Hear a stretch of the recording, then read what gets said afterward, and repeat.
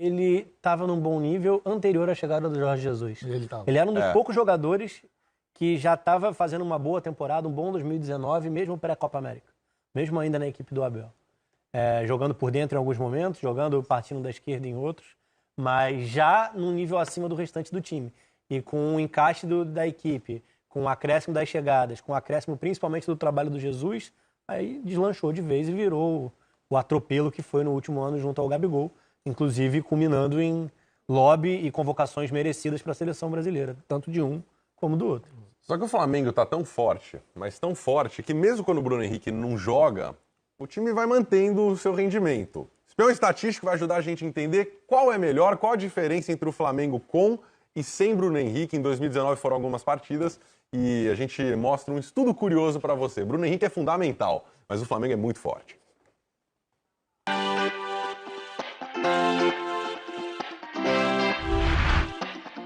Atacantes: Bruno Henrique do Flamengo, Bruno Henrique Flamengo. Realmente não dá para discordar. Ídolo da nação rubro-negra, atacante da seleção brasileira e rei dos clássicos, Bruno Henrique é sem dúvida alguma outro patamar.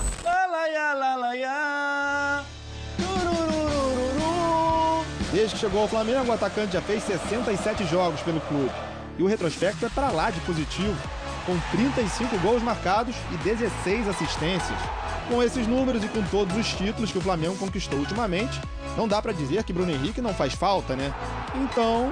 Porque nós estamos em outro patamar. O Flamengo tá mesmo. Porque até quando o Bruno Henrique não joga, o aproveitamento é espetacular. Sem o atacante, o time titular ainda não perdeu. Mérito de um elenco forte, com opções. Um elenco que está... Mais uma vez, estamos em outro patamar. Patamar esse que faz Bruno Henrique ser o terror dos torcedores de Botafogo, Fluminense e Vasco. Contra os rivais, Bruno Henrique é ainda mais artilheiro. Em 14 jogos defendendo o Flamengo contra os outros grandes do Rio, Bruno Henrique tem 12 gols. Do Mister Clássicos! O cara é ainda garçom, com 3 assistências para gol nesses jogos. Números que deixam um torcedor botafoguense preocupado para amanhã e que, acima de tudo, mantém a confiança do rubro-negro em ter mais um ano em outro patamar.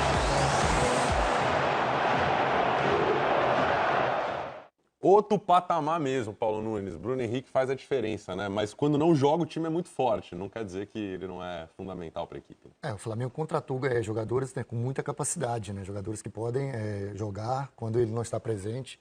Eu ainda, mesmo por tudo que o Gabigol está fazendo, mesmo por tudo que ele está jogando bem, na minha opinião, o Bruno Henrique é imprescindível nesse time do Flamengo, pela capacidade que ele tem de profundidade. Ele é um jogador que pegou gosto, eu sempre digo isso. Ele pegou gosto a fazer gol. Ele não tinha esse gosto. Ele foi aprendendo e gostando. E é interessantíssimo quando você tem um jogador que finaliza com a perna esquerda, que finaliza com a perna direita. A velocidade dele não precisa se colocar, né? Absurda. Principalmente o arranque que ele tem.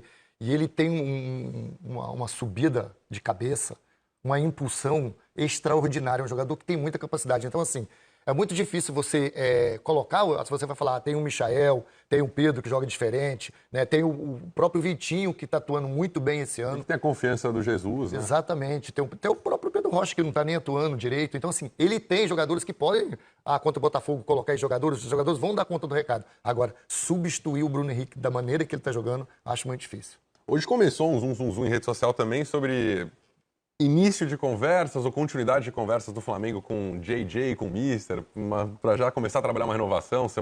No início da semana surgiram, enfim, informações de um interesse do Benfica em repatriar ele a Portugal. Jorge Jesus é o cara por trás desse sucesso aí. Se o cara sai, a estrutura se mantém hoje com tudo que foi feito por trás, ou o Flamengo ainda depende muito deste Jorge Jesus? Eu acho que dá para falar que ele é o cara à frente desse sucesso. E é o principal nome, que não se pode perder de maneira alguma.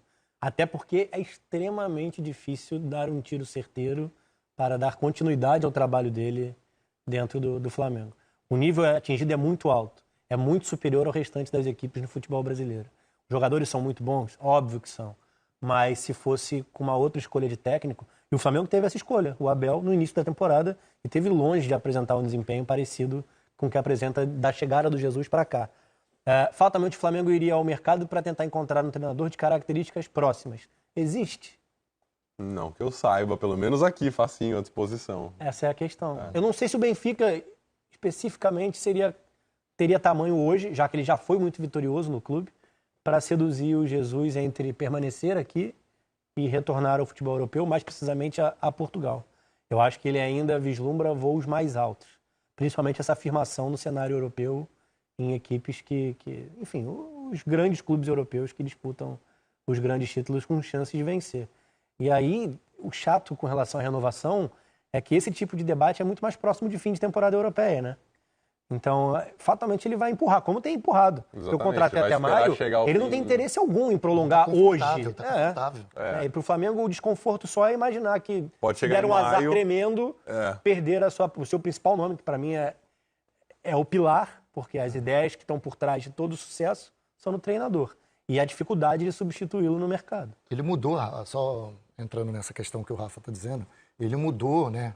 Como o Bruno Henrique fala, ele mudou o patamar, até do pensamento, né? Até da gente que trabalha no futebol. Cobrança que evoluiu, que cresceu, especialmente nas equipes, nos clubes. O que a gente pode esperar de um time Exatamente. também? Você vê os outros clubes se movimentando, buscando não ser o Flamengo, mas buscando uma aproximação, né? Tentar competir. Tentar competir de igual para igual. E só assim. Então, assim, ele mudou muita coisa. Então, acho que a permanência do Flamengo, já antes, depois do Gabigol já ter firmado, eu acho que a dele é a principal.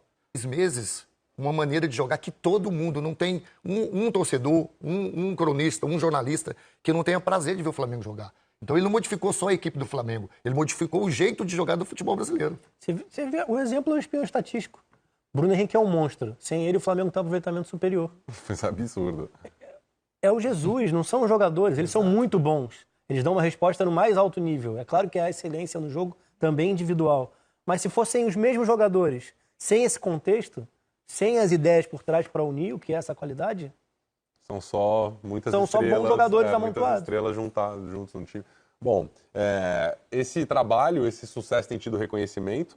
O Brasil tem suas 2 primeiras partidas pelas eliminatórias da Copa do Mundo já neste mês de março, começando no dia 27 em Pernambuco contra a Bolívia e no dia 31 contra o Peru em Lima. O Tite fez a convocação dele e convocou 3 jogadores do Flamengo. A gente está pedindo, né, imprensa, torcedores, muita gente falando, pô, chegou a vez dos caras, tá na vez do Gabigol ser convocado, Bruno Henrique, Everton foram presenteados. Então vamos ouvir o comandante, professor Adenor, sobre os jogadores do Flamengo e sobre o momento que eles vivem, merecendo essa convocação importante numa hora muito decisiva de jogos que valem mesmo. É o caso do Everton. O Everton retorna, porque tem no processo criativo, principalmente dele, uma grande marca que ele tem já há bastante tempo. E o Cruzeiro foi muito marcante antes dele sair e ir para Emirados. Por vezes ele jogando de uma forma centralizada, por vezes o Bruno fazendo um retorno pelo lado, havendo uma movimentação dos 2 meio-campistas armadores do lado para os 2 atacantes da frente. Esse acompanhamento, sim, de ser 2 jogadores que atacam espaço, profundidade, são agressivos, sim, esse acompanhamento ele tem e todas essas possibilidades que tu vislumbrar passa na cabeça do técnico, sim. Muito bem, estamos com eles na tela, os convocados, só lembrando, se alguém perceber ali a ausência do Alisson, está fora por lesão, por lesão. O Ivan, goleiraço da Ponte, foi convocado, o Everton também. Enfim, temos a nossa seleção brasileira, vai cada vez mais ganhando um corpo de um time que parte ou ele inteiro pode estar na Copa do Mundo do Catar. O que vocês gostam, não gostam? E sobre os jogadores do Flamengo, mais do que justo reconhecimento, né? Acho que a gente não precisa falar de quem merecia e não foi convocado, mas sobre os que foram convocados, o que vocês acharam? Vai lá. Eu queria muito o Gerson. Pois é, eu ia falar do merecia uma chance também o Gerson. Eu acho assim, nós tivemos essa discussão também no Seleção, né, veio muito essa questão de números, né, que o Tite está fazendo, se não me engano o PCC colocou que era 53% de mudanças, né, que ele está rodando, mas ele está rodando a convocação, ele não roda o time. A preocupação maior da gente, né, que analisa, é o time. Então, assim, eu acho que o Gerson entraria... O Arthur não vem bem, apesar que eu acho o Arthur um excelente jogador, a qualidade, a capacidade que ele tem de construção de jogo é absurda, mas hoje o Gerson merecia essa convocação. Na minha opinião, eu acho que o único que eu mexeria aí era o Gerson. Rafa, o Joker merecia uma chance mesmo, né? Então, eu sou bem impopular nesse aspecto. E Geralmente apanho por isso, mas eu acho que no futebol brasileiro, ainda mais o nível que o Flamengo atingiu, e é real isso, tá muito distante dos demais, você tem pouca oposição. E é difícil Fica muito fácil pro Gerson dar show, quer dizer. Não só ele, os outros também. Eles acabam sendo convocados pelo barulho, por quanto isso reverbera. Mas a gente está falando de jogadores que não têm um destaque em cenário internacional para se afirmar individualmente. E eu entendo o que o Paulo cita, mas eu não transformaria esses jogadores em titulares da seleção. Porque acho que eles não dariam uma resposta à altura e em outros dias. Contra a Bolívia, vão dar. Mas o Brasil deu pré-Copa de 2018 também. Foi emperrar nos amistosos contra europeus e dentro da Copa contra seleções europeias de mais força. Então, assim... E é inegável que um cara como o Richarlison, por exemplo, está enfrentando adversários diariamente muito mais duros do que o Bruno Henrique, do que o Gabigol. É isso. Então, assim, é muito difícil mensurar nesse aspecto. Eu os levaria também, mas não entraria nesse peso de mudança, de necessidade plena, assim. Sem contar outras questões, assim. A gente tem dificuldade hoje, por exemplo, lado direito. Dani Alves, pela idade avançada. Não dá para pensar já na Copa de 2022. E o Danilo, que assim, ele não dá uma resposta de que vai assumir a titularidade na ausência do Dani Alves. Então, Aí galera, você que gostou do vídeo aí, se inscreva no canal e deixe o seu like para estar recebendo mais vídeo. Valeu!